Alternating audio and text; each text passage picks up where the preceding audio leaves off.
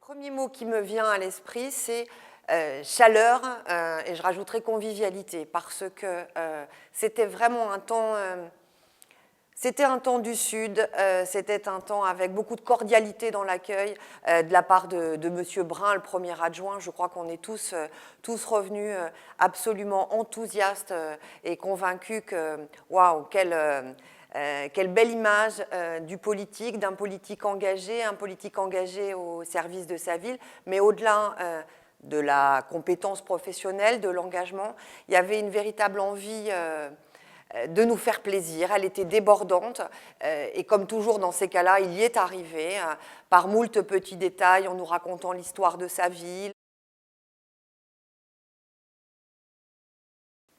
Alors oui, c'est une intervenante, c'était chez Safran Hélicoptère, un chef d'orchestre femme, elle s'appelait Bettina, c'était la directrice de la communication. Et elle a su faire de cette table ronde, c'est sans doute l'exercice le plus compliqué au CHED. Les visites, on est tous tellement enthousiastes de découvrir des choses qu'on ne connaît pas, que voilà, là, la motivation, elle est à 200%, mais la table ronde, je trouve que c'est l'exercice le plus compliqué.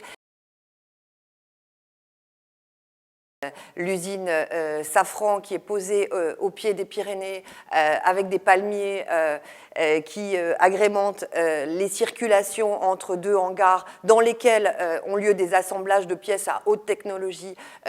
Il y a quelque chose d'extrêmement décalé et qui, en cadre de vie, est particulièrement admirable pour moi, parisienne, qui ai l'habitude de voir des espaces de travail confinés. Et on sentait dans cette usine notamment un véritable collectif en place autour du site. On a vraiment vu avec l'usine Safran, et c'est pour ça que je l'ai retenue comme la visite préférée, mais vraiment ce n'est pas au détriment des autres qui étaient totalement passionnantes, ce que pouvait être en fait une activité économique dans un lieu donné, une ville qui sert d'écrin à cette activité-là.